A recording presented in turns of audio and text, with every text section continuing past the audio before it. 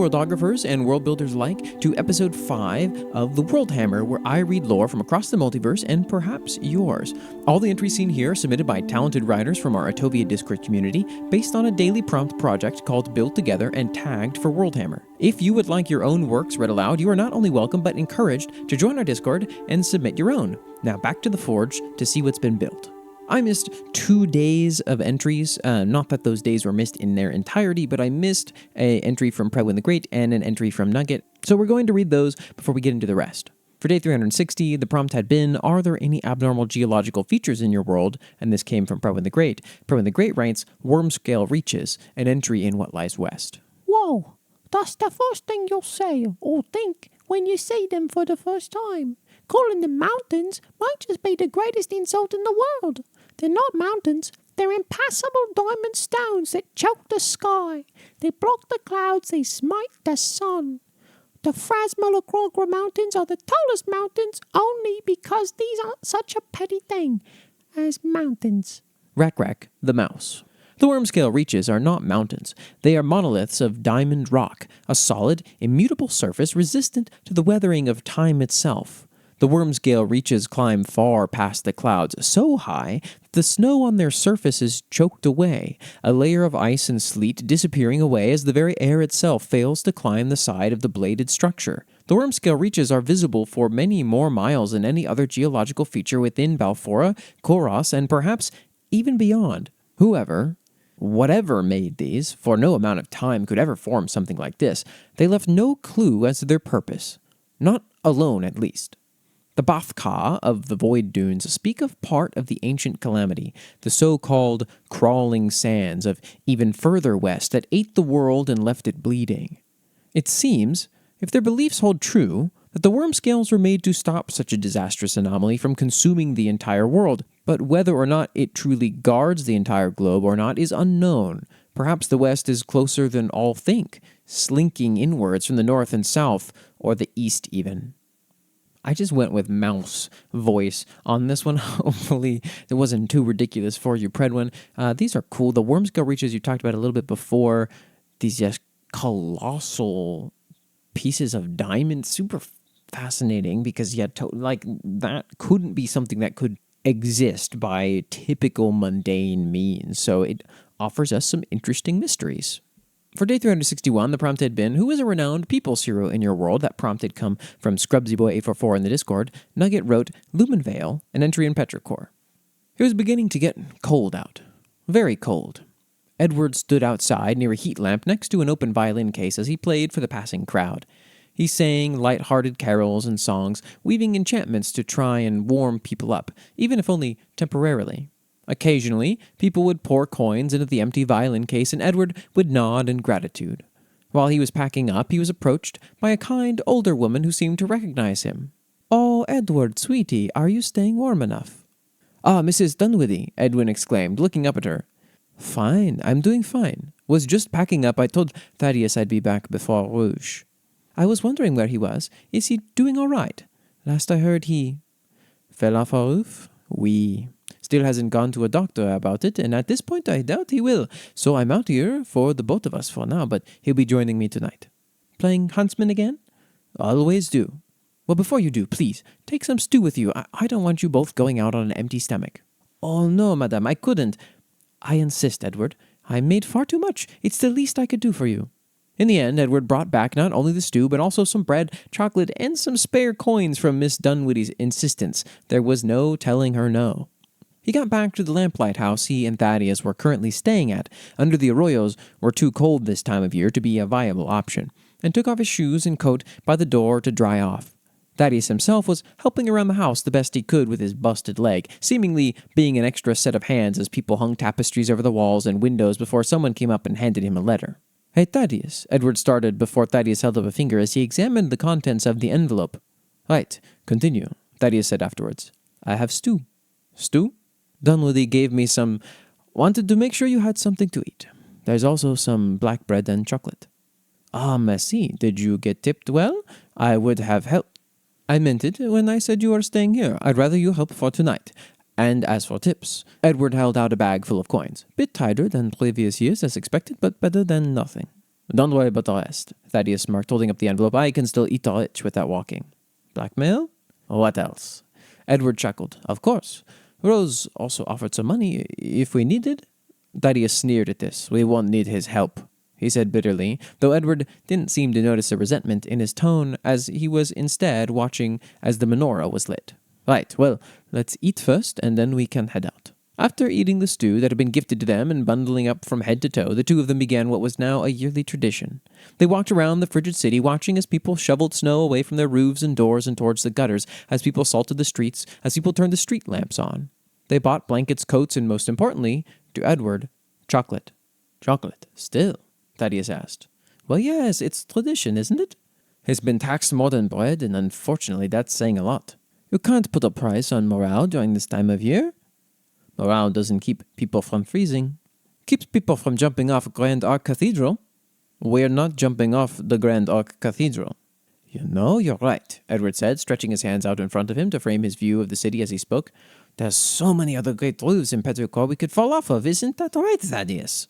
Thaddeus sighed. There really was no convincing Edward of anything otherwise once his heart was set on something, and if that something was chocolate on Lumenvale, then very well, but you're paying. Edward smiled, and they went to get chocolate as well. From there, the real fun began as they went around the city to various lamplight houses in lower parts of the city. They donated blankets and coats, which Edward put some light enchantments on. Nothing too fancy, given his lacking proficiency in utility or fabric work, but always better than nothing. And left chocolate and coins within people's shoes being left outside for the hunt. They left money in coat pockets and within windowsills. Edward continued to sing and hum for people as they went. They caught glimpses within people's windows of families' meager feasts, of familiar festival foods, of children playing and spinning dreidels, even when unable to afford chocolate, of parents retelling the story of the wild hunt, and warnings not to go outside when the wind howls with the hunt's call. They spoke to people in the lamplight houses, people who could no longer afford rent, a woman who was in the middle of mending the same enchanted coat she's had for decades as it's all she has to protect her from those bitter nights. Fellow revolutionaries bringing firewood and coal for the fires, kind-hearted shop owners sharing soup and latke and black challah. It was moments like these that Edward loved Lumenvale. And eventually, only a few hours before Dore, they returned to where they had been staying and turned in for the night. Thaddeus woke up mid-afternoon. His arms burned still. He was still getting used to the crutches, and the ice wasn't helping. He rolled over to see Edward was already awake, dressed and fixing his hair in a small mirror. "And where are you going?" he asked, groggily. "Rose offered for me to come have dinner with his family sometime during Lumenvale," Edward explained. "You're not actually thinking of taking him up on that offer, are you?" "Well, yes, I actually really like him, and I'd like to spend some of my holiday with him." "And his family?" "If you'd like, I could steal a bunch of their spoons. Are you still on the spoon thing?" "Well, I mean, if you're going to be there anyway, and if no one will notice." "Oh my God, you're still on the spoon thing," Edward said, exasperated. "All right, I'll steal some spoons for you while I'm there, Neil." "Fine." Edward stood up to leave for his night with the Lockharts. "Very well, I'll be back later. Happy Lumenvale."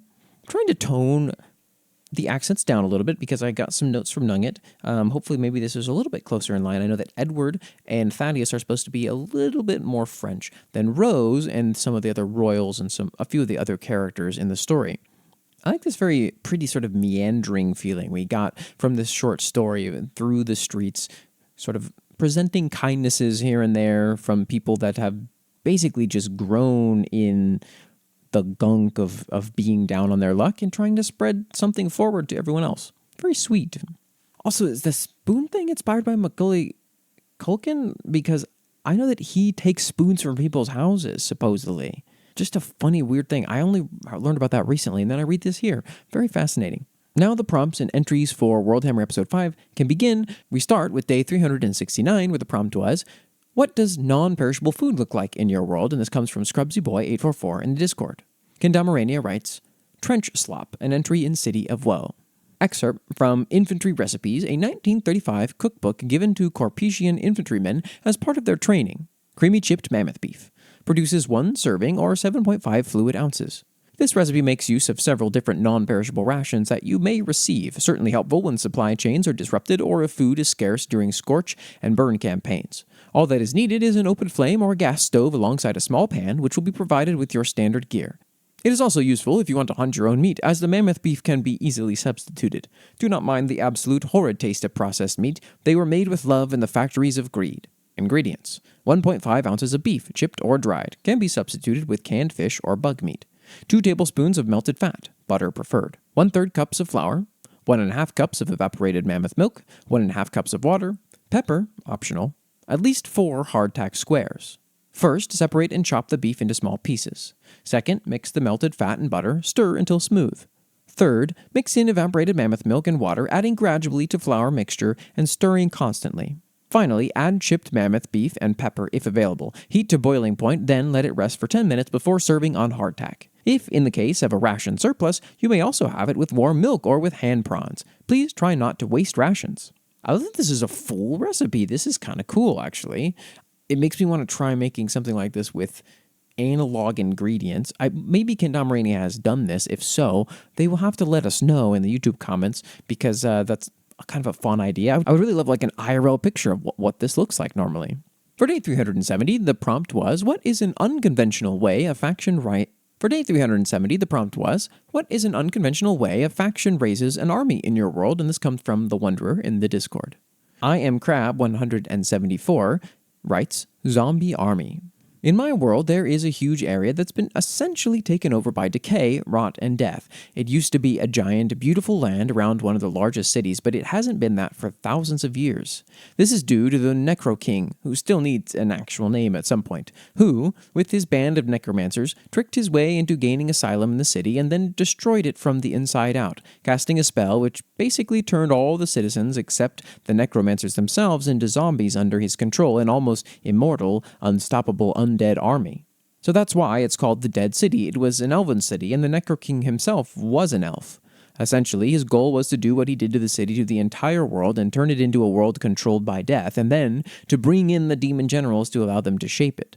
There's much more lore on the Dead City and the necromancers and the zombies, but essentially the most unconventional way a faction has raised an army in my world was by killing an entire city and turning them into zombies.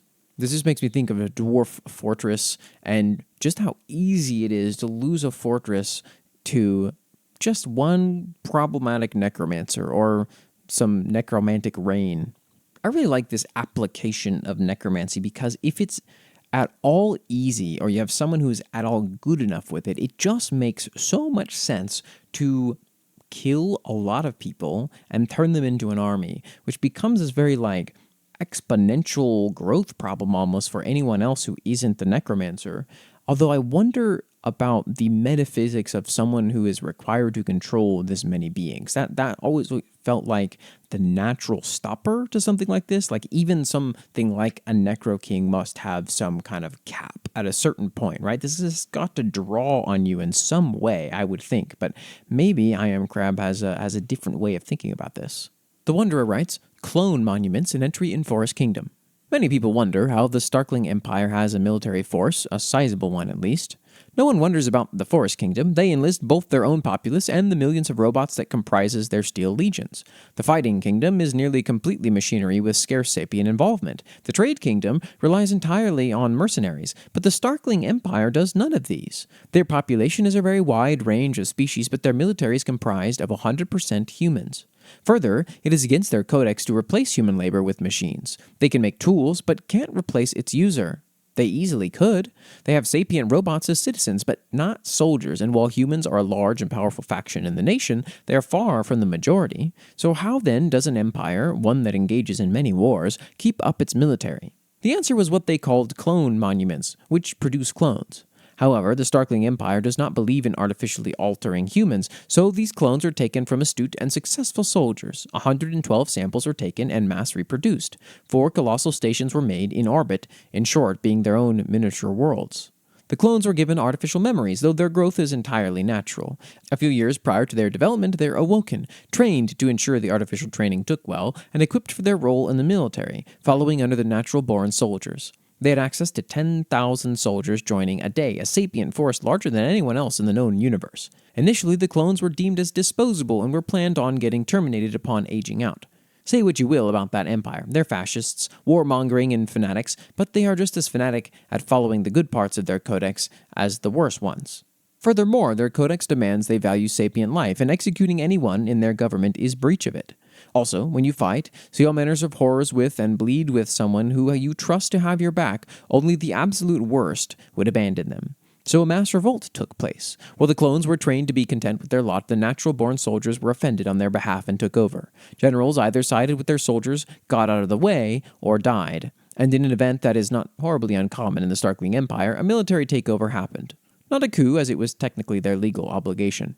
The Emperor was replaced by one who would follow the Codex. A compromise was found. The clones would be paid, and after 5 years were free to retire as an honored citizen or to continue in the war to try and promote and advance. This proves quite beneficial to the Starkling Empire as they kept their military and had a substantially larger and eager workforce. The millions of clones, trained ready to die for a country that initially would dispose of them, found even further loyalty, and the relationship between them and their generals grew quite substantially. Nice. Some more awesome megastructures here. These huge cloning monolith things that are set in orbit, and their sole purpose is just to pump out soldiers. That we haven't had a ton of Forest Kingdom entries yet, but there's a nice bit of diversity among the different groups here, and I think that you're already getting that across well in just the limited information we have so far, so good job to the Wanderer. For day 371, the prompt was, are there any famous murder cases in your setting? Have they ever been solved? And this comes from Nugget in the Discord. Kendamarania writes, Death in the Family, an entry in City of Woe. Saryat Malvagi, once the most feared and respected mob boss in all of Korpai, was now sitting alone in his room at a shoddy retirement home in Sloth. He was the one who united nearly all the immigrant crime families under one banner, the one who ordered the hit on the most ruthless police commissioner in the city. Now 77, broke, wheelchair-bound from a fall down the stairs, and riddled with emphysema from a history of smoking cigars, he had no one left to take care of him or pay for his funeral. All that he had now was memories and a fractured crime racket that was overturned by a man he didn't know the face of. It was a glorious thing, you know, Saryat would reminisce with the other seniors. The money that was racked up could have bought the entire Pandemonium Palace with that. Plus, we protected the entire neighborhood down at Pride, from children who were bullied at school to succubi and incubi who wanted to escape from their pimps. We were all one family in those hills, especially considering everyone who was running the operation at the time were my cousins, nephews, and nieces, and some of my own kin. What's the matter if we have to whack a few guys, if it means serving the neighborhood? Only got better when I managed to convince the other 4 crime families in Pride to unite about 1914 or so. Since we were all fighting a common enemy, that was the corruption in the city. We accepted everyone into our ranks. Hell, we even let some freed sinners with us if they were worth their skin. That's brotherhood. These new Malvagi don't seem to understand that. And my family got stinking rich with our alliance as well. Bought a whole manor in this borough. But that was when our power began to slip away to an outsider. I forgot his exact name.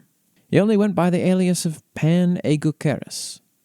No one knew who exactly he was, nor his 2 children, but slowly he created distrust in our Malvagi racket, questioning our legitimacy and intentions, since it seemed to them that we no longer cared for the city. I suppose, in retrospect, Pan was right. It was all about the family legacy from there. While we were sitting in our manors, fat and satisfied, Pan managed to turn our entire operation against us, seizing control over the police that we used to pay from our own pockets. It was only when my little cousin Samari got whacked that we finally realized what was lost. God, I was infuriated.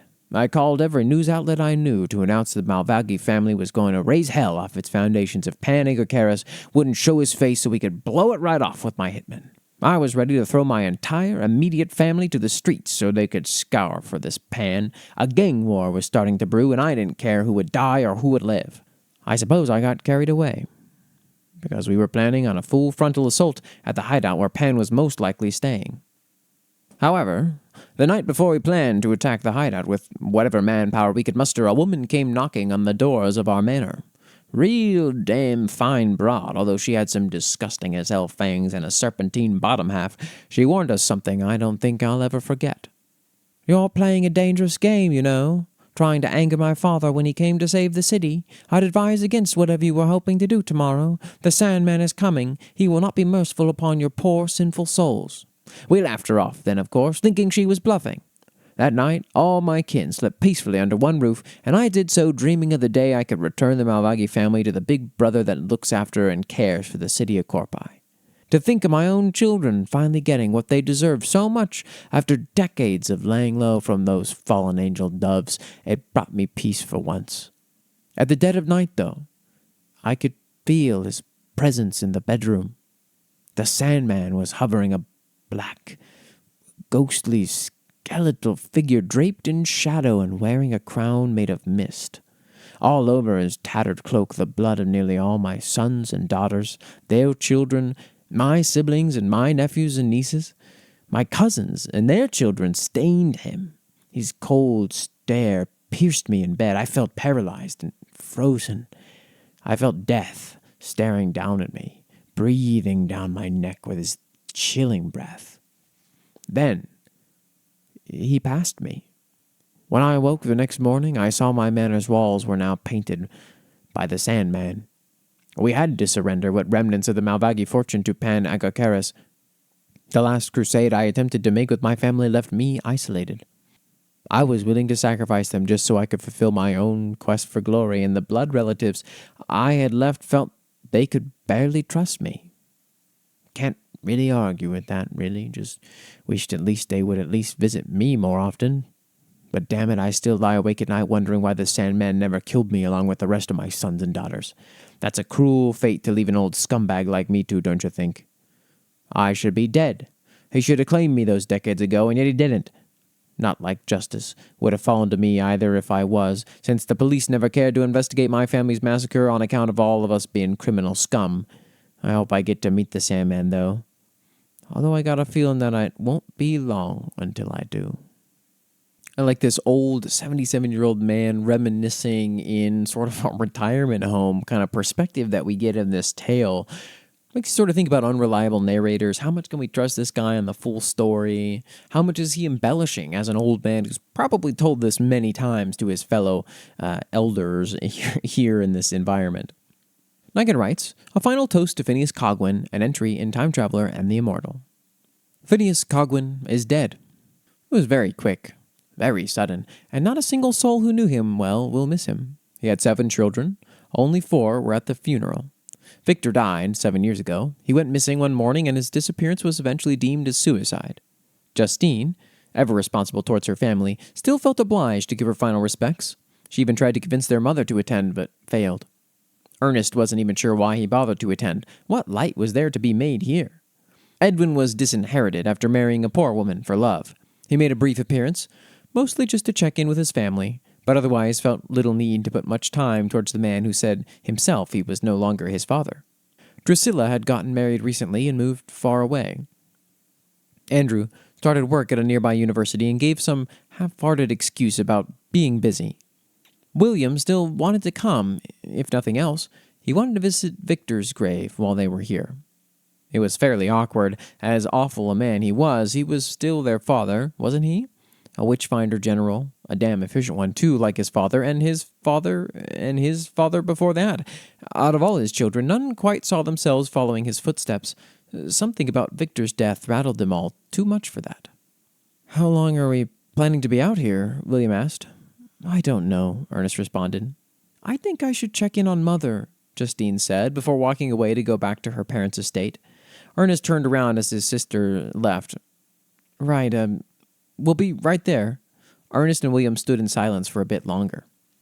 How are you holding up? Ernest asked.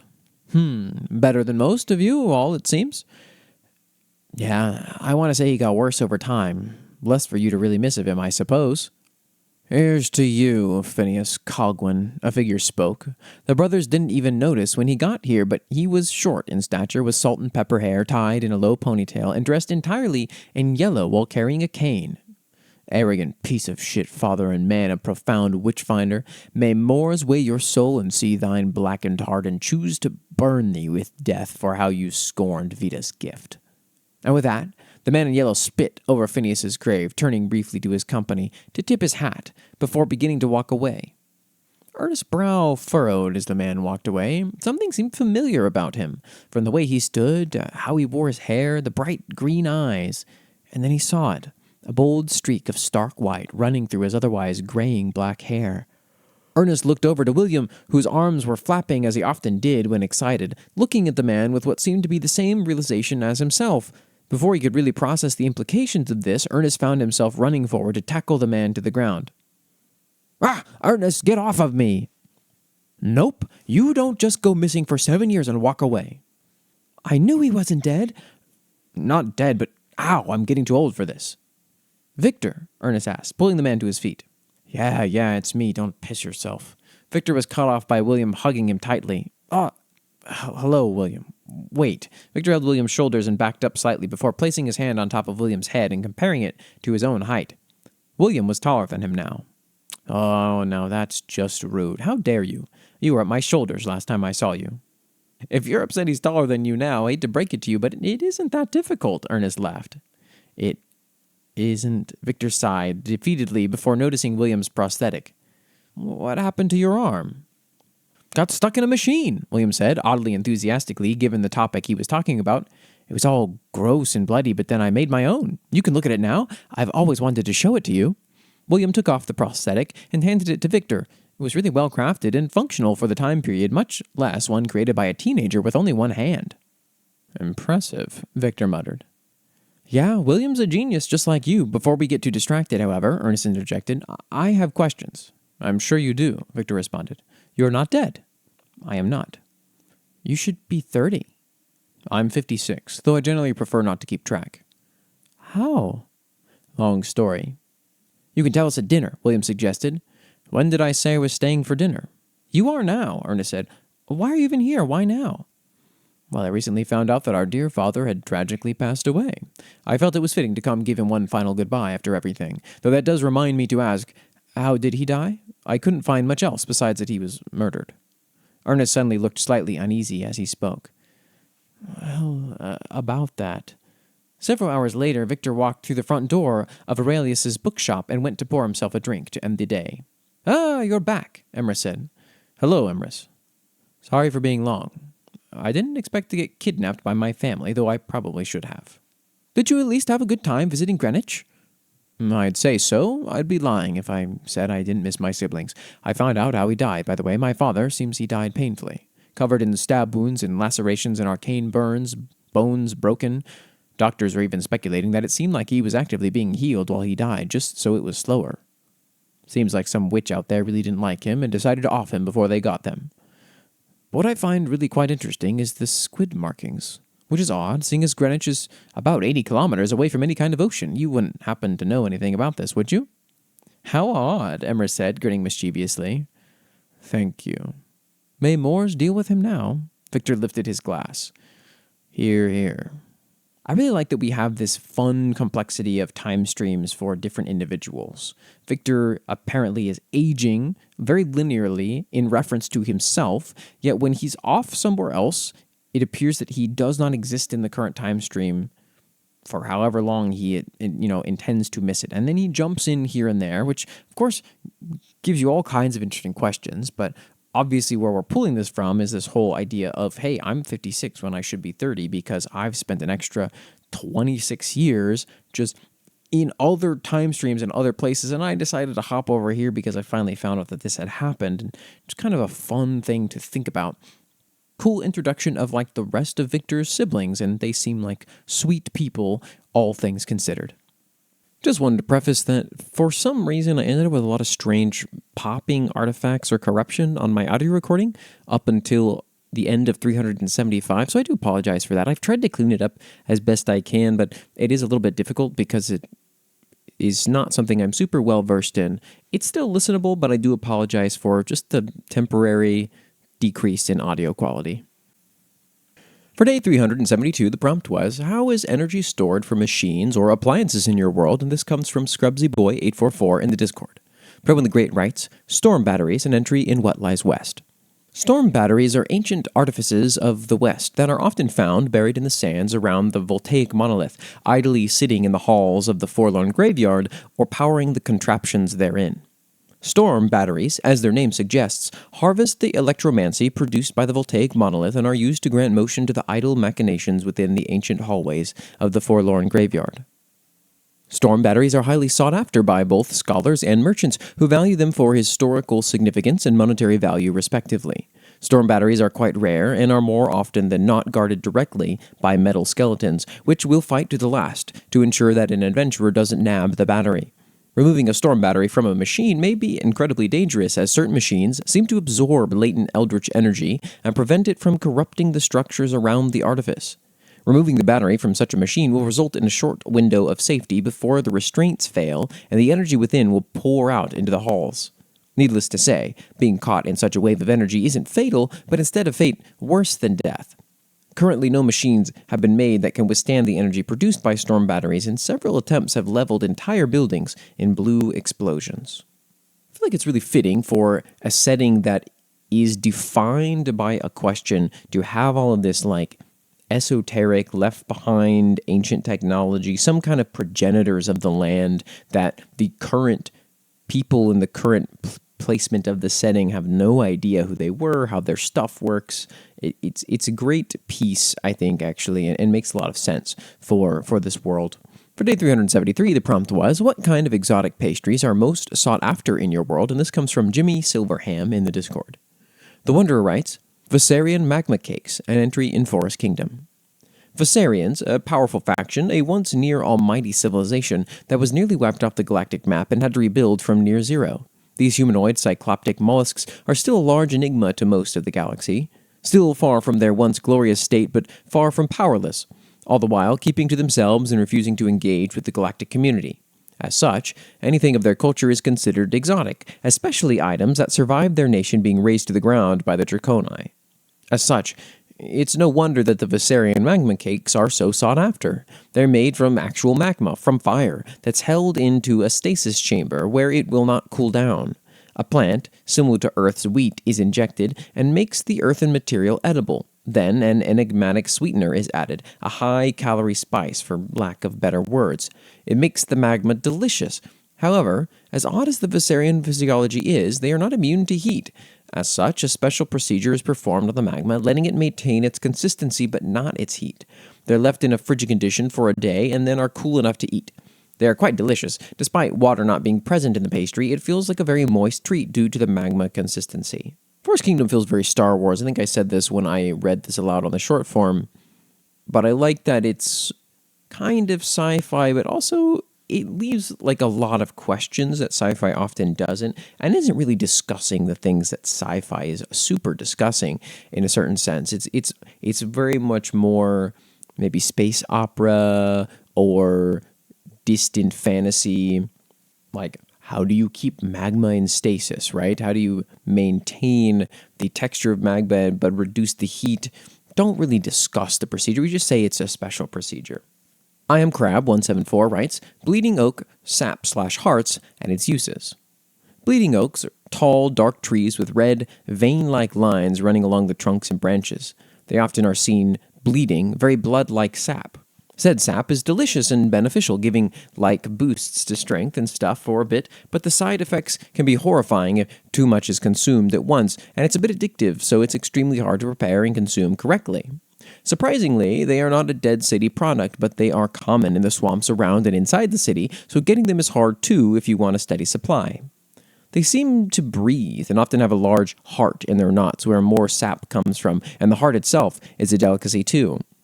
Nocturi love them and have developed ways to get the sap effectively and safely. Their leaves whisper in the wind and have either a blood red or flesh color. And they scream when they fall or are plucked, suffering from the pain of being ripped away from their life source, their family, their mother. They are most commonly found around the Dead City as they grow in places of great death and strife. Aside from Nocturni, other races have figured out ways to extract the sap and create dressings and sauces with it. However, the hearts are near impossible to procure, as even trying to destroy the tree to get it will kill the heart along with it, causing it to lose flavor. Nocturni, who do have very difficult ways to get the hearts, use them to trade for very valuable resources. The hearts, if prepared correctly, can grant vampire-like abilities without the side effects. Night vision, strength, speed, slowed aging. However, the effects are temporary. We don't know much about your world yet. I am Crab174, but I really am liking this sort of gothic vibes I'm getting so far. I look forward to reading more of this stuff. The tree that screams and drips blood is sort of a fascinating piece. Kendamarania writes, A barrel of loaves, an entry in Return to Faelund. Two Snurg brothers were hiding in a tight barrel carried by a tired old ass led by his master. It was scarcely difficult for the two to fit inside, since they only stood at nearly half the height of a normal man, despite them being fully grown teens at this point. The bumpy road constantly shook and knocked them on the walls, cushioned only by the soft, warm loaves of bread that they were lying on. Ow! Can't this donkey at least try to walk gentler? Lallymeyer, the younger brother, whined. I can feel my noggin banging on my brain. Tomba, the older brother, shushed him. The coachmaster will hear us if you keep complaining. As soon as the journey ends, we can have as many pastries as we'd like. Hopefully, sighed Lallymeyer. These loaves aren't helping in the slightest. Suddenly the barrel stopped, tumbling the bread inside along with the Snurgs. Tomba looked out a peephole from the crevice of the planks to see the coachmaster was halted by a black-cloaked traveler wearing a crimson mask. He tried to listen in to what they had to say. Bonvo of the Snurgs, have you brought what was requested? The cloaked traveler asked in a deep voice. The coachmaster stammered for a bit. Yes, Sir, ma'am, pastry rations from the Brill Valley. And these are the ones dusted with magic dust that the witches requested? The coachmaster gulped. Indeed, from the old crone over the hill, especially made for your army. One nibble of these pastries here, and you'll grow to the size of a tower. Tomba mumbled to himself. The old crone? Does he mean that magician hag Rosie? Hey, she drugs the cookies she bakes with all sorts of queer properties. It wasn't too long before my ale lad ate one of them and toppled the watchtower. He stroked his chin. But why would we Snurgs even help these dark beings? He turned to his brother. Lallymeyer, are you listening? Lallymeyer swiftly turned to his brother. His mouth was stuffed with bread, crumbs over his lips. By jolly, brother, how many of those did you eat? He angrily slapped a loaf off his hand. 4, I think. 4? Tomba yelped. He scarcely saw that his brother could barely fit in the barrel at all, for he was nearly double the size of a normal Snurg, his hairy legs folding and smooshing against the hardwood. Lallymeyer's limbs were growing disproportionately, first the legs, which now broke through, then the arms, and finally his head. The barrel now became his torso, squashing poor Tomba as the coachmaster and the cloaked traveler finally took notice. This is very cute. Also very Oz-like. This moment feels like a cross between some Lord of the Rings Hobbit shenanigans and some Oz-like just sort of wonderment going on of like the old crazy witch lady who lives with the Snurg made some loaves with some wacky stuff in them, and somebody got too hungry and ate some, and now they're becoming huge in front of these two very important people. Sort of the contrast of dark business dealings with sort of the childhood just whimsy occurring all at the same time. For day 374, the prompt was, what airborne or waterborne hazards exist in your world? And this comes from ScrubsyBoy844 in the Discord. Pro in the Great writes, Blightwater, an entry in what lies west. Like the foulest poison to flesh and mind and spirit, a transparent ichor of mutation, agony, and undeath. The blue cloaks say it isn't an acid but a creature, a small, insignificant thing that eats as a swarm. Either way, be careful what you drink in the blasted basin. Blightwater is a hazard of the West, being almost completely indistinguishable from drinking water. Blightwater can only be found within the water-filled craters of the blasted basin, where many adventurers fall to its horrific attack on the body. When ingested, Blightwater eats through a victim's flesh and sends massive amounts of mana into their bodies, causing mutations, specifically turning most victims into ghouls, though partial survivors may instead become gnolls. The horrific damage done by Blightwater often results in a victim's abdomen becoming completely consumed, leaving an empty shell of a person behind as the Blightwater sloughs out and crawls back to the nearest source of water. To ensure you aren't about to take a hearty gulp of poison, looking for several key characteristics of Blightwater poisoning can save a man from an early grave. Lack of wildlife in the pool, save for mire hulks, which are immune or not a target of the poison. Embankment plants only, no water-dwelling plants. A silver hue and a rippling wave that follows a person along the bank. Blightwater can be nullified by properly siphoning drinking water through charcoal purifiers. Boiling will not save you the pain of the poison, though you may still survive with learned lesson, mind and body intact. Really fascinating creature, something that sort of exists in the water, sort of separate from the water, doesn't exactly homogenize with it, and then when you drink the water, if any of it's in you, it just absolutely messes you up. But you can technically, be left alive, but not really alive. I mean, becoming a ghoul, especially, is your sense of self would be gone, I assume. For day 375, the prompt was, what was the most one-sided conflict in your world? And this comes from the Wanderer in the Discord. Kendamarania writes A March Full of Idiots, an entry in City of Woe. Kendamarania prefaces this entry with, I'm really sorry for the heavy-handedness of COW, but it just tends to be pretty political naturally. Raise hell! Raise hell! The protesters outside Hanny's bar chanted over and over again, waving their starry flags on the streets as they marched. They banged on garbage lids and bins to attract as much attention as they could, rumbling and shaking the drinks behind her. The leader of the march announced on her microphone, They care for no one. Not any one of us, these Goishas. 72 demons, and they're representing millions, and not one represents us. We are the exception, and we are the majority. Hani rubbed her forehead and groaned. Damn it, won't they just shut the hell up? The rebirthers have been like this for 3 days now. Across from her, the only patron, Ermaziel, shushed her. I'm sure it'll pass by soon enough. After all, they're only allowed to have a peaceful protest, correct? Even if they spout some nasty stuff. Hani pointed at Ermaziel's burnt angel wings. Aren't you the exact people they target? Judas, man. Over the street, the leader shouted once again. All of hell has failed the people. They have taken lands, our lives, our dignity. How long until the nether cities wipe us all from the map? This is all a conspiracy, I say. Beelzebub wants us to be happy with the circumstances we find ourselves in, but we are extremely unhappy until he and his fallen angels are accounted for. My God, shut up already! Hani yelled out the window, almost instinctively throwing a glass, before realizing that they probably couldn't hear her. It's always us versus them, isn't it? Demons versus sinners versus fallen angels. Korpai versus Nagana. Hell versus heaven. Who are they even trying to appease if they're against everyone? Heaven especially, sighed Ermaziel, taking a sip from her glass of whiskey. If they irritate the angels enough, they might send down Azrael to start a 10th plague again. They don't know who they're dealing with. They're just roused. That's also assuming that heaven would listen to this march full of idiots anyhow. The rebirther once more announced. Orc Lava will save this city if he becomes head Goisha. He will exterminate the Malvagi and blank sinners and make them pay for what they've done to poison this prosperous land. We need to unite hell against the common enemy of all. Heaven, I say. Don't forget that this city went to crap all because the angels told us we needed to inflict pain and suffering on the sinners or face the wrath of God. And where did that lead hell? To an overpopulated, grimy pig pen. Amaziel finished sipping her glass and adjusted herself.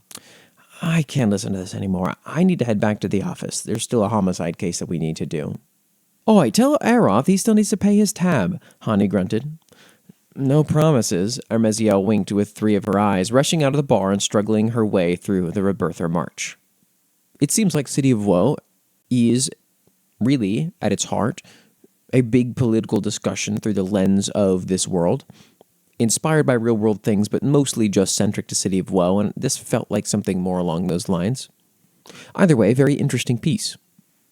Pair with the Great Rights, the Orc Revolution, an entry in What Lies West.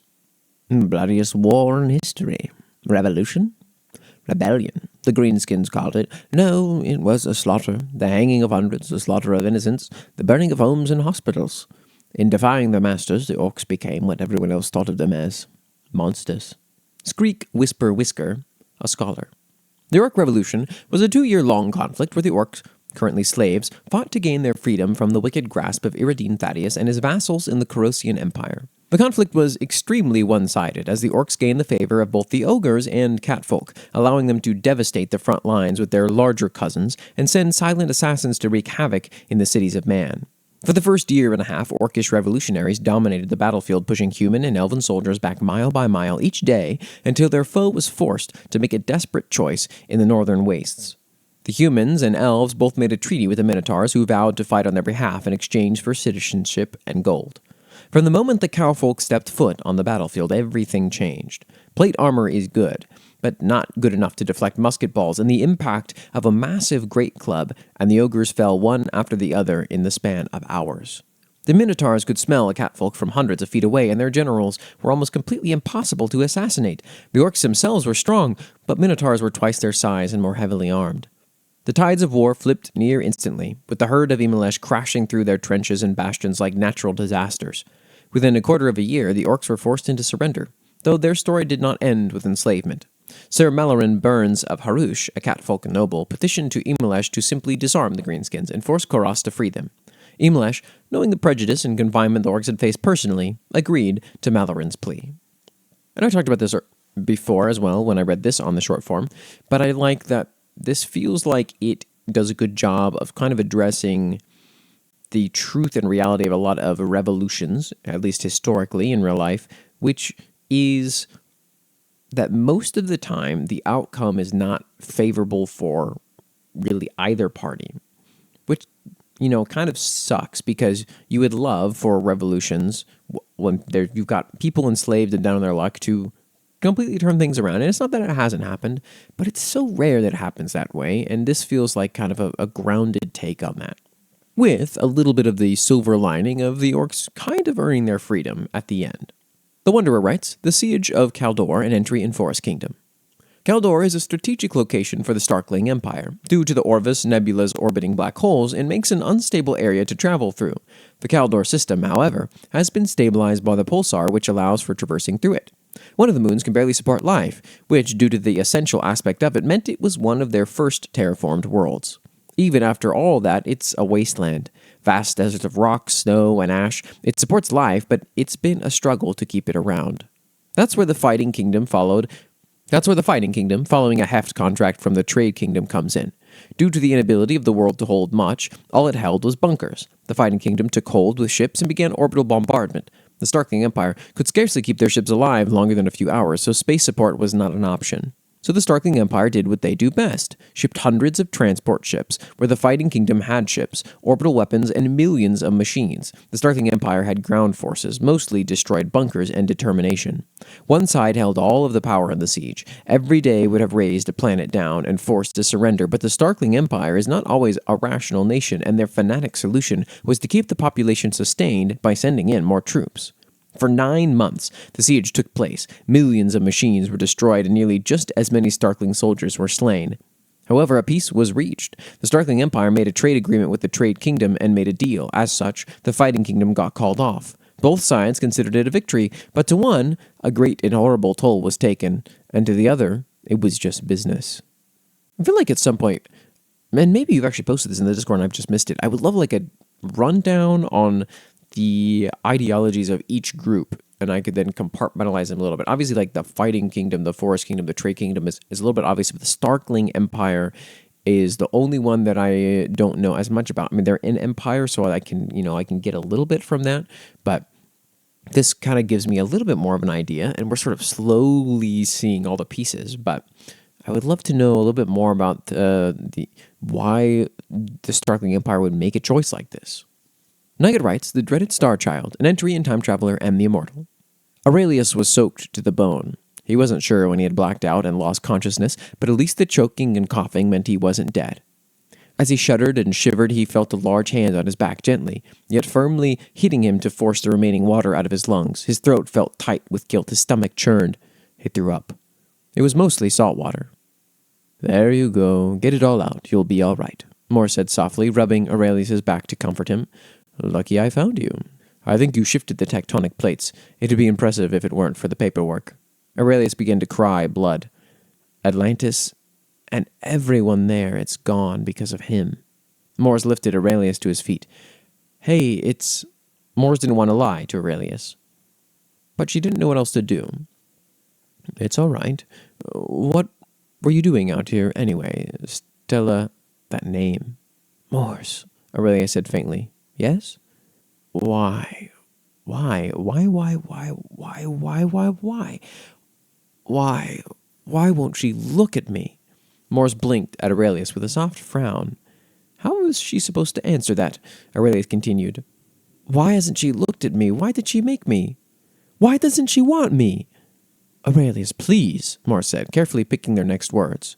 Stella created you to be perfect. She just doesn't think you're there yet. Crimson continued to pour down Aurelius's face as he wept. I thought I was special. I thought I was going to be one of you. You are special. Then why doesn't she love me? Why am I not good enough? Aurelius. Moores placed their hand on Aurelius's shoulder. Get away from me! Aurelius summoned one of his daggers and within a fraction of a second pushed Moores away from him, slicing her face with a piercing scream. Moores doubled over and staggered, hand pressed over her face. Aurelius looked down in horror at his hands covered in the obsidian black, iridescent blood of the gods. Moore's severed eyes still stuck to his blade.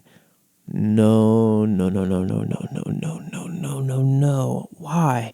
Why was he like this? Why does he hurt everything he touches he loves? Who cares for him? His face felt hot. His chest felt tight. He began to hyperventilate. He could taste blood as his tears ran into his mouth. Mors, I'm sorry. I didn't mean to. I'm sorry. It was a mistake. He didn't mean to. He didn't want to. He just ruins everything. He killed his parents because he couldn't control his magic. He just destroyed his entire home and everyone in it, and the only person who cared about him after everything is here, and he cut out his eye. He even hurt Morse. How did he even do that? How did he even do that? How did he even do that? How? No, he hurt Morse. He hurt Morse. He hurt a god. The gods can bleed. He can hurt them. Aurelius, please, you're more powerful than your body can handle, Morse said, looking up at Aurelius with fear in his remaining eye. Is that why I wasn't good enough for her? It's more complicated than that. Aurelius, you are very unique. This is not a god. This is a weak, pathetic excuse for divinity. If he was unable to be considered a god because of his weak, fragile body and soul, then what was this before him? If I am not perfect, I am at least better than these worthless, lying, bleeding, false gods. You're bleeding. Why call you a god? Aurelius sneered. What? If I am not good enough to be a god, then why should anyone else be considered one? Remember, Aurelius, thou art mortal. Mortal? No, that isn't right. I'm perfect. I'm a perfect prophet, and I am a perfect god. I am good enough. I am good enough. I am perfect. Aurelius, listen to me. No, you listen. I was told I was special. I was told I would be God. You told this to me. You will not take this from me. I am perfect. If I am undeserving of being a god, then no one else is. I am better than them. I am better than you. You are bleeding at my hand. You show the gods your face. Show them.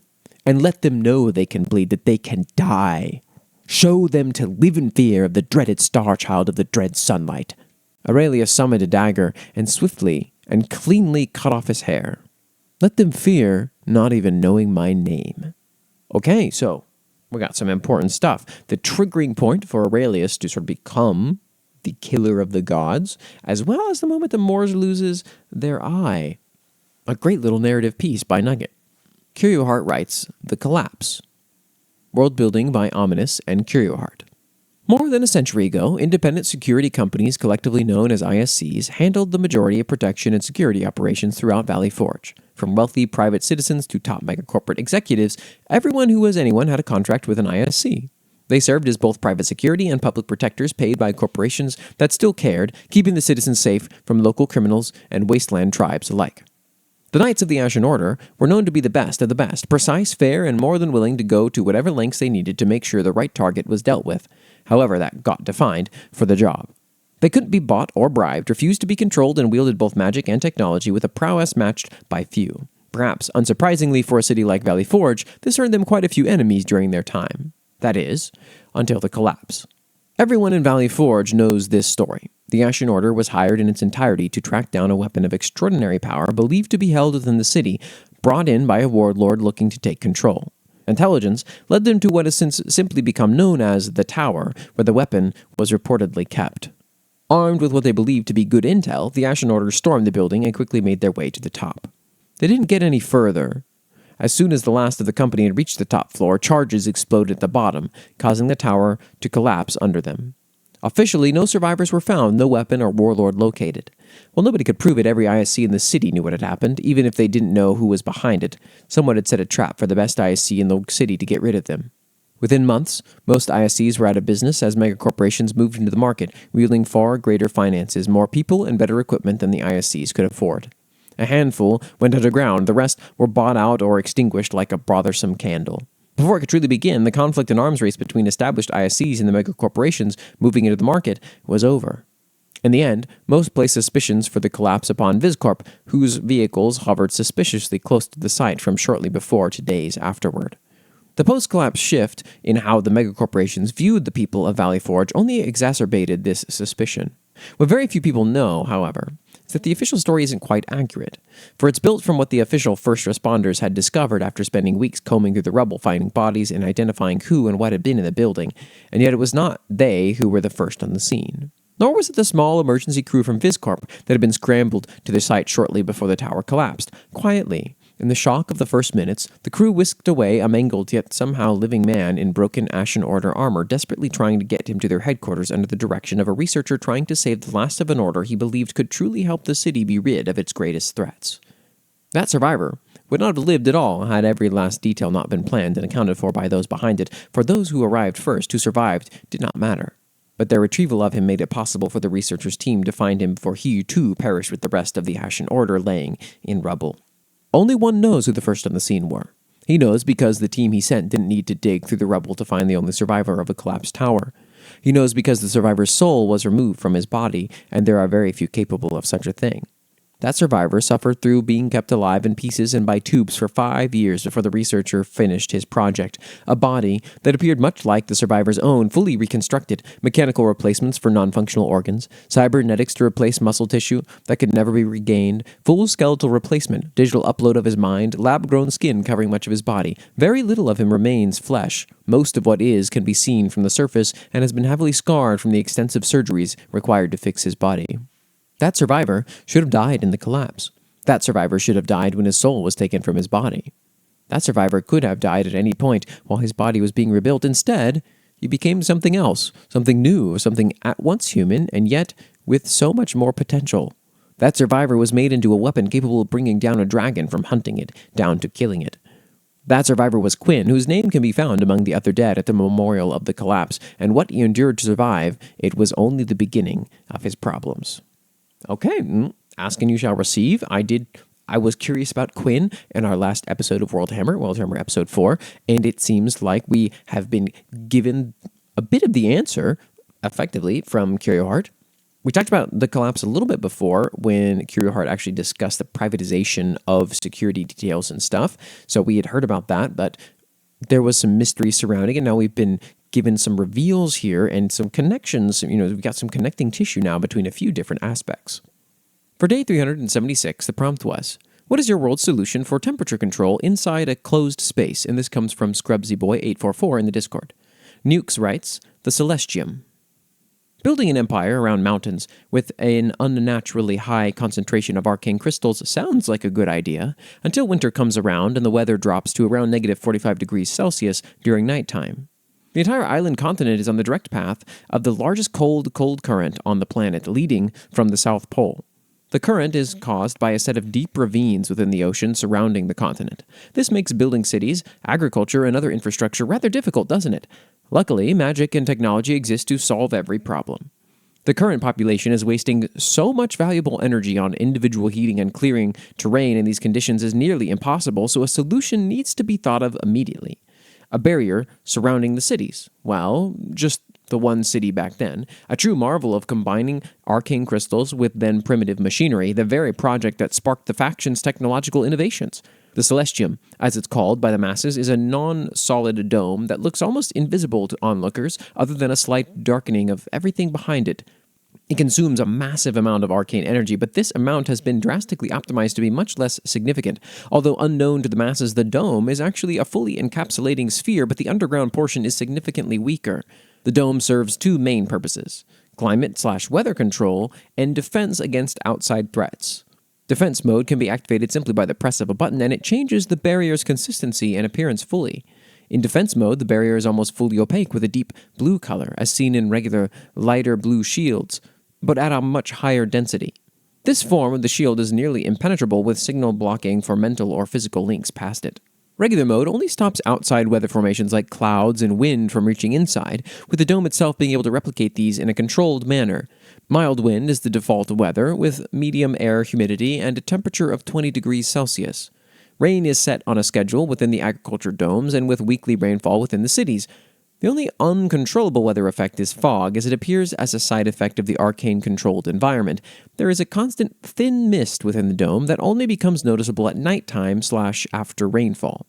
Because of how controlled the outside weather is, indoor temperature control isn't a normal thing, but more of a vanity item mostly seen in uptown residences. This sort of temperature control system is often just heating/cooling programmed arcane crystals within a spreader. There is also a new trend within uptown circles of infusing said heating or cooling crystals into clothing, the same as other types of crystals. These clothes, specifically the heating ones, are popular within the elites who live outside the boundaries of the dome. I feel like all of history is filled with a lot of people who have made areas work where you look at it and you kind of ask the question, well, why didn't you just go somewhere else? And I feel like this is a really fun fantasy version of that. Like, why didn't you just move your people somewhere else? Because you feel like the long-term cost and time of figuring this thing out, you could have just, left. You could have nomadically moved somewhere. You just gone somewhere else. Uproot everything, go somewhere else. And instead, they make it work and you end up with this sort of impressive way of handling the elements that seems rather unnecessary, but is kind of a calling card almost of sapient life.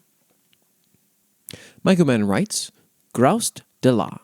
Attention! The frigid temperatures of croc sticks are no joke. Please, if you need warmth, find a chill center to recuperate and rest. Below is a map to find the closest chill center you could go to. This message is brought to you by Collective Corp. Tick mouths the words as he reads the sign, checking the map to see the chill center is only a few turns away. Finally, he says with a sigh, I can get more comfortable in this frozen deathscape. The little kobold makes his way to the chill center, his cold-blooded body almost having froze in the cold forests of crocksticks just a few days before. Upon arrival, he enters a clearly newer, well-kept building. That's pretty par for the course, though, as the majority of buildings here are new, relatively, anyway. He's greeted by a dwarven woman behind the counter. Hello there, welcome to Kolka's Chill Center. Could I ask you to sign in, please? One of Tick's scaly eyebrows raises at the mention of signing in. Sign in? This is my first time using this service. I'm kind of new to... He's interrupted before he can finish speaking. Oh, terribly sorry for the confusion. Any and all services provided by Collective Corporation has people sign in to use them. With the information, the woman carries a smile. One that's too big, that's hiding something. Why? Why? Well, Collective Corp uses the data from who uses their facilities to better design future ones, as well as to fix issues on previous facilities. For example, we were getting complaints by taller species that they had issues moving through our doorways, so we've heightened them to account for it. The smile stays plastered on her face. She's speaking calmly, directly, but something still doesn't sit right with Tick. Okay, what's the process to sign in? I'll need your name, species, and print. Please step forward toward the counter. The woman digs in a drawer, taking out a small device. There's a small, thin line of sharp glass on the end, measuring about 1 millimeter thick and 5 millimeters long. Tick slowly takes a couple steps to get closer to the counter. Wonderful, and could you stick your hand out, please? Palm facing down. Tick obliges, and in response, the dwarven woman presses the device onto his hand. He feels a sharp pain that doesn't linger. He looks at his hand to see a series of lines atop it. The lines quickly fade away as his hand looks the same way it did before. What was that? Why did I... Once again, he's cut off. This puts a series of lines referencing a number onto your skin via magic, but the markings are invisible to the naked eye. You need another one of those to scan it, otherwise it's untraceable. Well, untraceable enough. We have 2 rooms. One is a sauna, and the other a warming basking room for cold-blooded species like yourself. On your way out, stop by and I'll give you some capsaicin pills to help you travel safely out in the cold. Come again any time. Dick gave one last glance to the woman before he walks into the door of the basking room. He spots a place to undress and wraps himself with a small loin wrap to cover up his indecencies. He steps toward it to relax. Capsaicin is a chemical in Groust de la, similar to capsaicin, in the sense that it activates pain receptors in your mouth and makes it feel like they are burning. Capsaicin is a less potent chemical that gives people a certain warm, often comfortable feeling. To travel through harsh, cold conditions, adventurers will bring pills containing capsaicin to stay warm. In some climates, cold-blooded species like dragonborn and kobolds need to take them more frequently and can even be prescribed stronger doses of capsaicin if they need it. Fun corporate late-stage capitalism, Big Brother's eye kind of stuff going on here through the lens of this little kobold character. I like this. And I like this capsaicin stuff. This is a cool idea you had, Myco. For day 377, the prompt was, what does a love letter in your world look like? Nugget writes, a poem for Rose, an entry in Petrichor. My beloved Rose, I do not believe words alone could possibly express the contents of my heart and how it regards you. But alas, ma bella, you make me want to try. I am well aware of my standing. I lack titles and gold. though I present thee a flower along with my words, and one day I hope to bring you something better. It reminds me of you, my rose, how the petals of my love grow feverishly within my lungs. If this madness is how it feels to love, I dare not be sane. I would drink poison if it tasted like you. The frenzied hums and buzzes in my skull, though instead of torment it sings about you. It sings about your silhouette in your mist-covered window. I envy the rain, how it sticks to the glass, slowly dragging and yearning to be closer to you. And when the decayed claims to my flora, and when I'm buried within the ground, bugs will eat at my brain. They will smell as you smelt, and they will hear the songs I play to thee at bedside. They will experience indescribable wonders as they feast upon the corners of my mind which houses you. Yet when they turn to my heart, they will find nothing, for it only ever belongs to you. Requite my feelings or send me away, but least grant me the dignity of a response and solace of my heart. Yours truly, Edward. A very pretty piece, very poetic, well done by Nugget to sort of try and channel the poet and artist inside of Edward, sort of. This came across very well, especially your incorporation of a lot of the petrichor themes. Kendamarania writes, Valentines from Feylund, an entry in Return to Feylund. The following are abridged versions of Galeric's lantern letters, which were scattered all throughout the Elfin Valley after having been flown off from the capital. Letter 1. My dearest Liesel, today marks the 19th anniversary since you left Feylund. Can you believe that? And I've been thinking that time was moving slowly around here without the grand adventures you used to lead me to. My goodness, what a cowardly little girl I was. Wouldn't you think? Frightened by even the quaintest little mouse.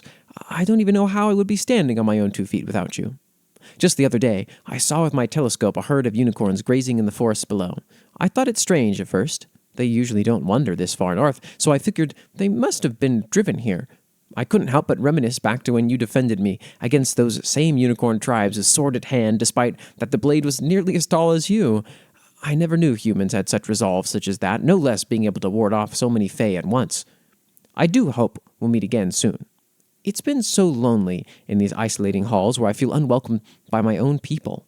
Perhaps one day we'll even have an adventure of our own too, just like old times. Best wishes, Galeric. Letter 2. My dearest Liesel, I went back to the old cottage where we met again up in the foothills, where that wicked witch whom I once called Mother now rests 6 feet underneath my feet. Gosh, I can't even bear to name her again. I needed to collect some tomes that she used to have for the Royal Archive, and believe me when I say it felt terrible to go back there. But I pressed on, remembering the courage and valor that you once displayed to me in helping me escape that place. You scarcely even knew me at the time, and yet you volunteered to share the pain I had while there. Perhaps I should follow your example more often, if you're able to invigorate me even now. What a fool I am, too, if I can't even remember the advice I gave to you, thinking back on the past so often. Do you remember it as well? Don't look back. You'll be in a happier place from whence you came. I don't think I will ever forget those words, and you probably wouldn't either. Best wishes, Galeric. Letter number 3. My dearest Liesel, if my predictions are correct, it should be February 14th in the human domain. In addition, according to my research as well and what texts I've scoured across the land, that date means that it's Valentine's Day, a holiday meant to celebrate love. Various examples were shown of how people do that. Dates, you would call them, such as going to the beach, riding a contraption known as a Ferris wheel, and making dinner for each other. I don't believe we have such concepts here in Feylund, funnily enough, so this is all new to me. I must say that I'm truly fascinated by these activities, though, especially Valentine's chocolate. Partaking in these human rituals is an experience I'd love to have with you sometime. Perhaps if we ever reconnect, when the realms find themselves to bridge again, visiting Earth, that's a dream I can only wish to attain someday. For now, these paper lanterns will have to suffice, even if you may not even hear or read this. Someday, though, I hope you'll introduce me to your realm as I did to your only visit to Feylund.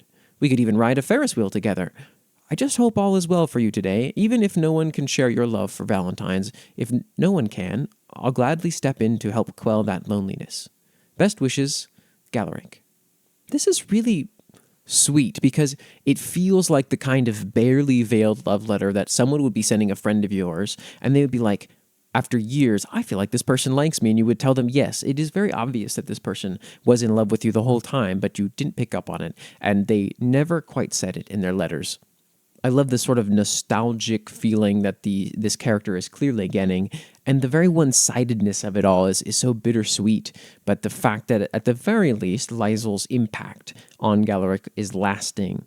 For day 378, the prompt was, what is an example of a paranormal entity in your world? Is it only myth? This comes from Pro and the Great in the Discord. Pro and the Great writes, the things in the dark, null figures, an entry in what lies west. When all is at its quietest, that's when they appear. From the shadows, the corners of your vision, the furthest distances, always there but barely noticeable, yet always seen. A figure trying to be seen in its hiding spot. You don't ever see them. Keep reminding yourself of that. It's for your own good. The things in the dark hate losing hide and seek. A letter found on a dead adventurer.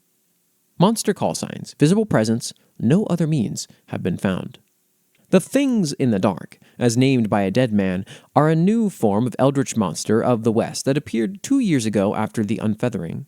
The things in the dark, or as they are more often called null figures, are large, pitch-black humanoid figures with no visible eyes or orifices.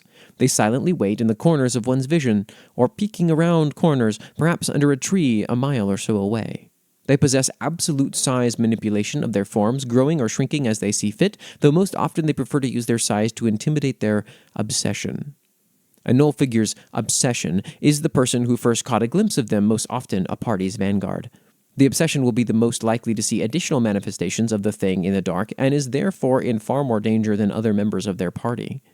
Looking vaguely in the direction of a null figure is cause for nosebleeds, tremors, eye bleeding, nausea, and fainting spells. Direct eye contact with the visible form of a null figure, though, is to suffer an instant death, at least in most cases. The physical form of one of the things in the dark is completely aberrant, meaning that it is completely comprised of eldritch energy. Looking at their body, whether it be the feet, the torso, or the face, will cause a person's head to pop. Of all encounters with null figures, 2 out of the 33 have resulted in instantaneous death. The only survivors felt as if their heads were going to explode, but instead went unconscious and dreamt of an impossible castle. Both survivors have never had contact with one another, and both described the same dream, lending credence to their claims. The 2 survivors, to this day, 3 and 6 months later each, claim they see extra things compared to their companions, lurching figures in doorways, colossal insects with 1,000,000 limbs on the sides of buildings, ancient soldiers with holes for faces following town's guard. Scholars believe they may be seeing into another world that mirrors our own. Only eldritch power rules instead of magic. Whatever the case, combat against a null figure is currently impossible as they are immune to all known armaments, silver, adamantine, mithril, even eldritch spells. The only escape from one of these aberrations is to leave the ruin you found it in and pray it doesn't follow you home. Null figures have no place in an ecosystem, only interacting with adventurers and their own animal companions. Very, very spooky creatures. Sounds a lot like a copy pasta of some kind that you would find on the internet, but it's something from another dimension. What Lies West clearly has like another world alongside it. I mean, Predwin has hinted at this a lot, that the eldritch stuff, eldritch energy, is very decoupled and separate from magic and the arcane in the What Lies West setting, which gives us all kinds of fun questions to play with, especially the fact that you have sort of certain physical manifestations in the world apparently carry over to the eldritch world, but somehow the entities in each don't always or very often affect each other. Kendamarania writes, Children of Straw, an entry in Return to Feylund. Far under the mount, betwixted by branches and wood, lies the children of straw, massed where they stood. Beware the forest spirits that peer where you lay, for they will stuff your head full of bale and hay. A Snurg nursery rhyme. In the Ivy Woods are one of the most peculiar spirits known to Feylund, seen only and documented by but a few who managed to escape the forest. Noted by their wooden skins, animal masks, and clothing made of straw and scarecrow clothes, they are a known terror to anyone who dares to try and venture through the woods. They are often referred to as straw kids due to the apparent fact that they all resemble children and teenagers of various races. Their exact origins are unknown, although no record mentions the straw kids from over 50 years ago, when the human Lysel made her departure.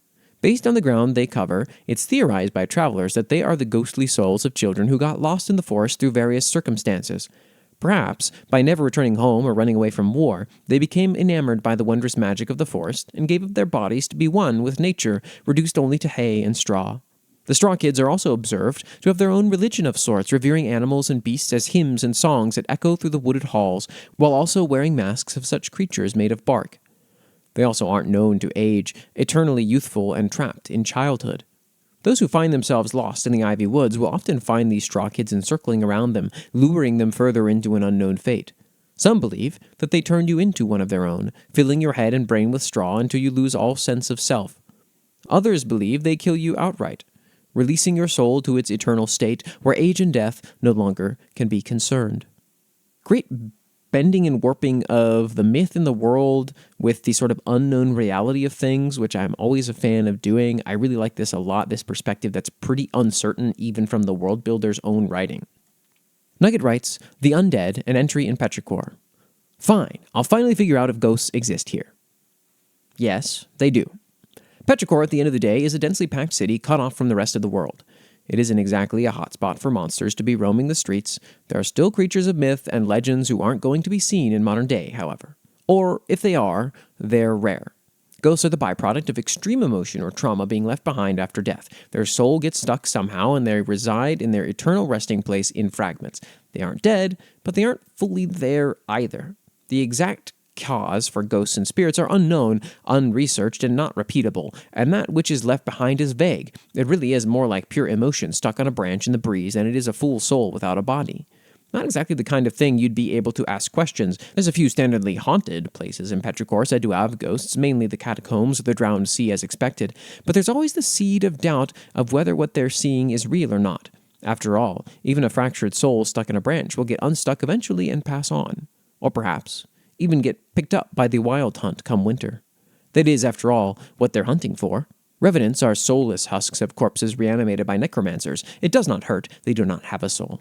It's like an old pair of shoes that's been thrown out and recycled by necromancers. Revenants were heavily used in the construction of the Petrichor catacombs, many of which were simply left down there after they were no longer needed. Whether or not they can still wake up without the necromancer who created them is unknown. They haven't been seen since Lockhart banned the practice of necromancy, however, and goes directly against the law of magic. One shall not touch upon the arcane of the dead. Dampiers are mages who have gotten drunk on blood. They are not yet dead, but their soul is tainted. They drink blood to aid their use of magic, to become more powerful, to age slower. What would normally just be a material component in spellcasting or simple cannibalism is turned addictive from the additional use of magic. They crave blood, they need blood. Similar to the use of necromancy, it often leads to the detriment of their lifespan. On top of that, they become violent and animalistic if they go too long without it. The consumption of blood for the sake of spellcasting is not innately illegal, but is a major reason for mages needing to be registered. It makes it easier to keep an eye on them, and as such, easier to get treatment for it before becoming a full Dampier. If they die in this state, they become vampires, fully dead, fully tainted. They wake and walk purely off hunger, purely on instinct. Their souls are gone, and they are more animal than man.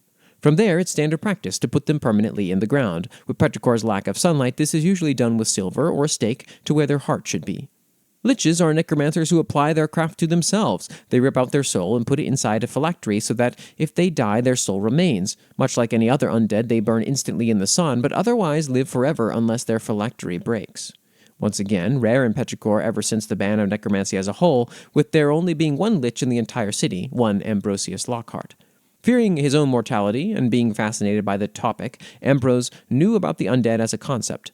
When his condition became terminal, he remembered learning about his ancestor's secret buried within the family crypts and sought to learn necromancy himself to become a lich. What he didn't take into consideration was that simply not having a soul anymore didn't stop his disease from progressing. I feel like Nugget has really got the consequences for magic that surrounds death and blood and the soul down really well. I like all of these quite a bit, actually, and I like the relatively solid reasoning of this is just not a thing you would actually encounter that much, especially in a place like Petrichor. And then yet, at the same time, because Petrichor perpetually has very little sun, it might be easier for it to exist if it weren't such a small locale.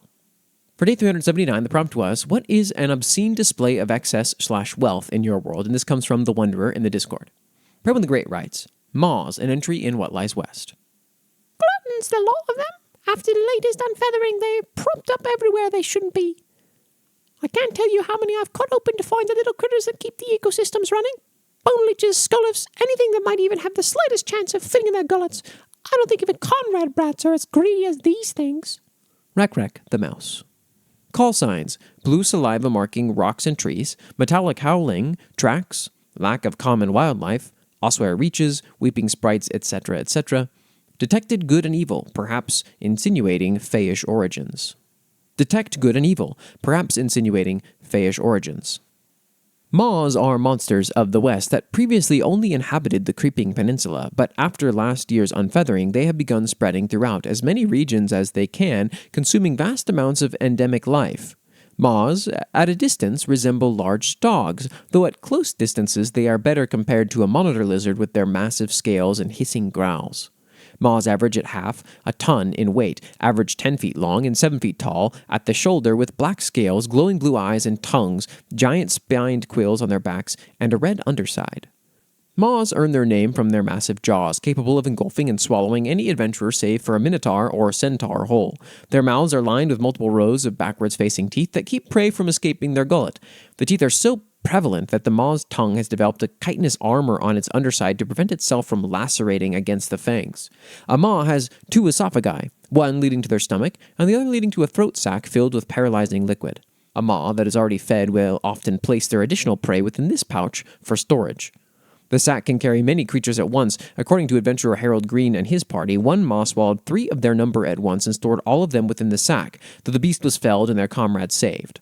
On that note, maws seem almost unable to pass up an opportunity to fill their throat sac, greedily slurping up as many creatures or adventurers as possible before sluggishly jogging away to their den. As if to make things worse, maws are pack hunters, hunting in groups of up to 6. The morale of a pack is built upon their alpha, often clearly different from other maws with a white streak across their spines, and if it is slain, the pack will rapidly disperse. In combat with multiple maws, creating a kill circle and shielding smaller members of a party will help avoid losing members one by one. Maws show a weakness to silver as well, with the metal singeing their skin on contact, suggesting they may be eldritch or demonic in origin, though there are creatures outside of these categories still weak to the metal. Maws are at near the middle of the food chain within the Creeping Peninsula, but their invasion of other regions has resulted in them destabilizing ecosystems. Though the West is certainly an evil realm, it is the livelihood of thousands, and if it were to fall, there would be an economic crash built to end kingdoms. Maws are hunted by fogmen in their natural habitat, but outside of it may face predation from behemoths, bathka, arcanosaurs, inverters, warp beasts, wyverns of all kinds, and many more large monsters. Nice little, there's always a bigger fish moment at the end here, which you have these horrible things. I mean, maws sound like a horrific thing to come across, but then it is prey to many other creatures in the West, just to give you a fun idea of the scale going on here. The Wanderer writes, Tile Dampeners, an entry in Forest Kingdom. The Grand Hall is the Forest Kingdom's diplomatic center. It's where politicians from all around the galaxy and further meet to and make decisions that can impact the universe. However, when people walk on marble floors, stairs, and exist in a large area, it tends to make a noise. That's where the tile dampeners come in. A tiny, near-microscopic force field is applied to the floor tiles, muting any sounds that would occur from interacting with them. This does nothing to further their function, almost doesn't affect diplomatic meetings at all, and to most goes completely unnoticed. Its exclusive function is ambiance. That would be all fine and dandy, except running this for the whole building equates to enough energy to power half a city. While the Forest Kingdom is not generally wasteful, and justifying the cost of such a thing is very rarely convincingly done. Truly, it is just an aesthetic flex on other empires, and one that's meant to go unnoticed, and very often is. Interesting, are these like you say a tiny force field, is it like an inversion of a typical Star Wars force field in that the normal compression waves that would cause a sound are dampened or stopped in their entirety by this, like, field of some kind? Interesting. Kendamarania writes, The Subterranean Babel, an entry in City of Woe. Pandemonium. Chaos and unrest are all the words that come to mind now when a demon thinks back upon the name. The seat of power where Lucifer and his corrupted dynasty once reigned, the site of one of the most bloody revolutions to come out of hell, and now a shell of its former self. The origin of the Golden City have remained nearly lost to time, remembered only by the fallen angels and sinners who were there to witness its creation. Following the war in heaven and the defeat of the rebel angels, Lucifer fell for 9 days straight through the void of chaos and into hell, specifically a glacial lake of fire on the top of the mountains. Lucifer demanded that a palace must be constructed in the same vein as the abstract light structures of heaven and as a show of authority to the native demons on who exactly was in charge. Additionally, as a practical material for the burning lake that they were building on and as mockery towards God, he specifically requested that his palace would be constructed out of solid gold and precious metals. The fallen angels, Mammon and Mulciber, its architect, spearheaded its construction. It was found, apparently, that the mountains they were digging at were absolutely rich in precious metals. However, that meant that the minerals were useless in price from its abundance. Nevertheless, the army built the Palace of Pandemonium in a mere few hours, crafting a shining city comparable to spirals of Babel. It was there that Lucifer made the decision to cause humanity to fall to sin, causing schisms within his ranks that led to the establishment of other nether cities, such as Nagana. After the Pandemonium Revolution and the people moved away from the mountains, the city was left to freeze from the constant blizzards while ransacked constantly by thieves. However, some say that there is still something left in the palace, with the Malvagi constantly operating in its ruined halls. Pictured Pandemonium in its former glory. Some interesting history. Okay, I don't know if we've been told yet what actually happened to Lucifer. Obviously, thrown down in the Pandemonium Revolution, I assume. Maybe there was some discussion, one of the class things, about what actually happened, but really fascinating. Gets thrown down, builds a palace, people revolt because of the just sort of lack of humane treatment, I assume, to the rest of the demons that are there, and then we sort of end up in the City of Woe setting. I Am Crab174 writes, the gemfolk of insert unnamed city. Gemfolk are an artificial variant of stonefolk, made entirely of variable ores, gems, and sometimes metals. While stonefolk are sentient through their heart stones, gemfolk are created with stolen heart gems and without the two needed parent stonefolk, producing a being much closer to a golem, a statue to be ordered around. They are made to be both servants, as well as a show of wealth. Sometimes they very slightly retain the memories or personality of the stonefolk whose heartstone is inside them, but never enough to be fully sentient. Okay, cool delineation. Really short, but I like the implications here of stonefolk and gemfolk, these sort of two different iterations of like a kind of sentient, maybe potentially sapient being. That's very fascinating. For day 380, the prompt was, how is water delivered to areas of drought in your world? And this comes from ScrubsyBoy844 in the Discord. Nugget writes, I wish rain was real, an entry in Petrichor.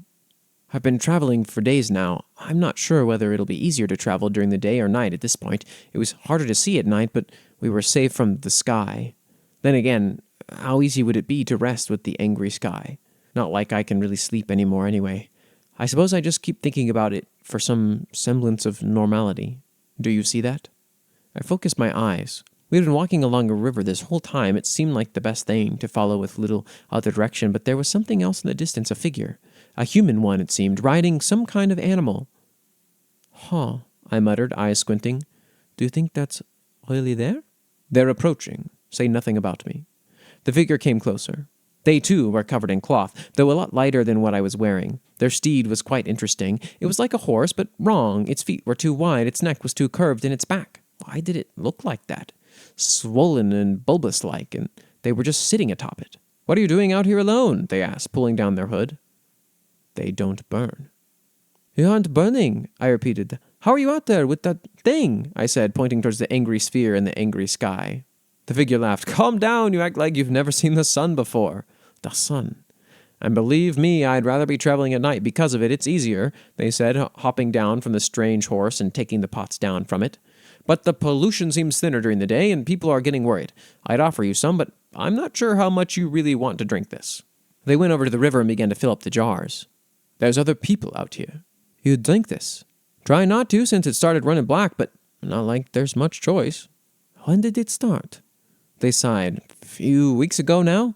We're not sure what's wrong with it, but it's an ugly picture for those who drink too much of it. But we need water, so I'm still here. And there are no other sources of water. Really been out here in the sun for a while, haven't you? I wonder. I approached the jar of blackened, almost alive water I knew well from my time living with Rose, and I began to whistle. I don't know what I expected. If this was Rose's corruption, I had already tried and failed in the past to reverse it, but purifying it was worth a shot.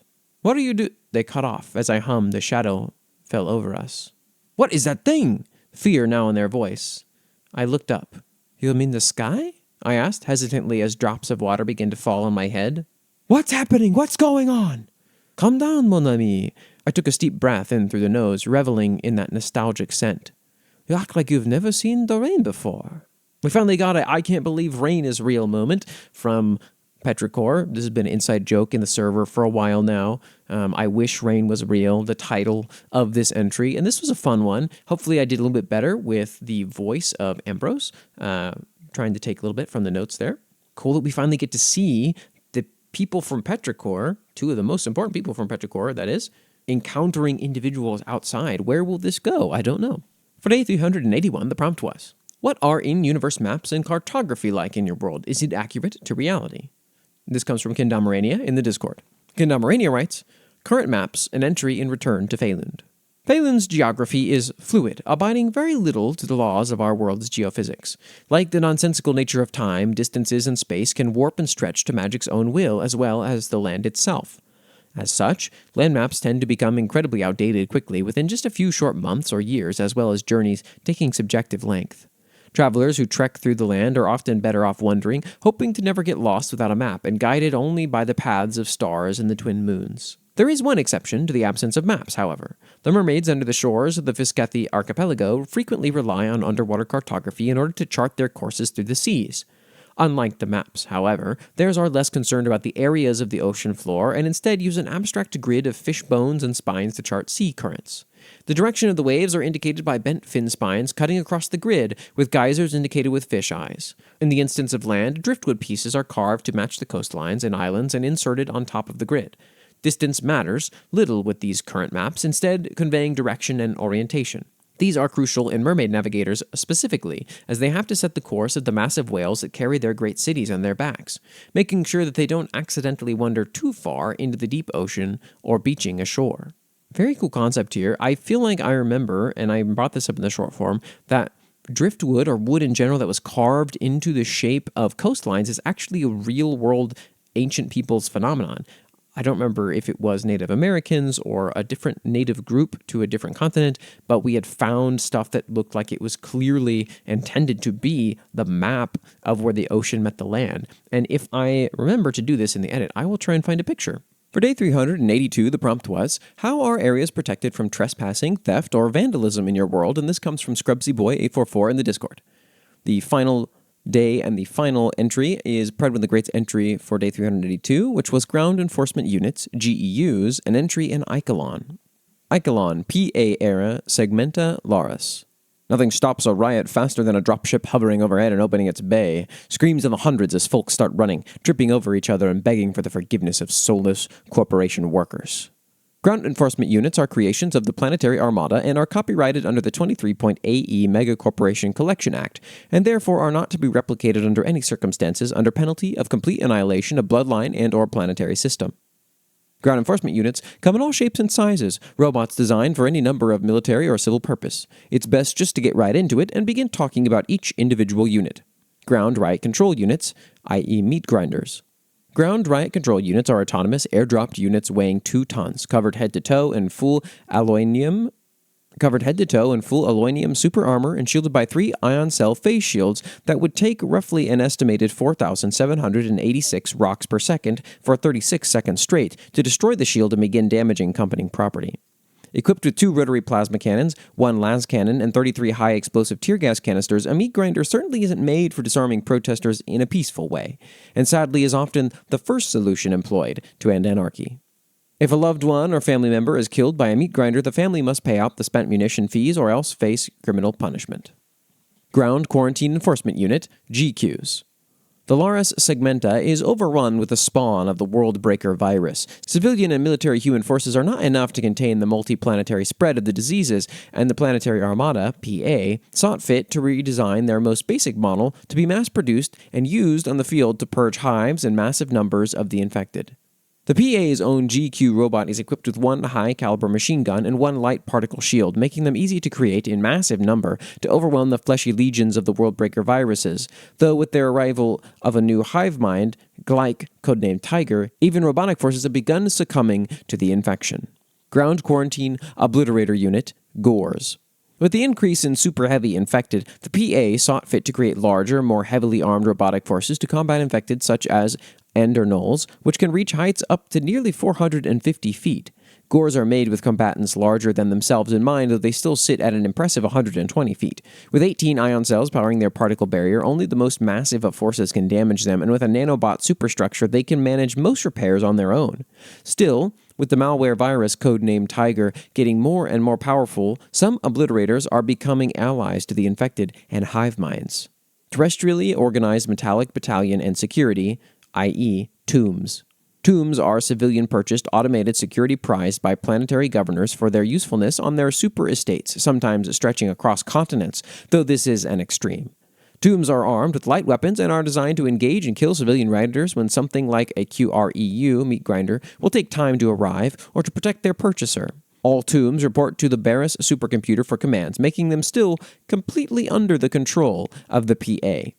I think we have had one or two other entries in Eichelon Max. I don't remember if this is the setting that Probin said he doesn't really think is very good or not, but it is definitely like a fun, clearly Warhammer-inspired, sort of large-scale, grimdark situation here. We got, corporate greed and overlords at a planetary, galactic-wide scale, just sending stuff in to quell both threats against humanity and threats within humanity, whether those threats are, people that just want regular rights or something like that.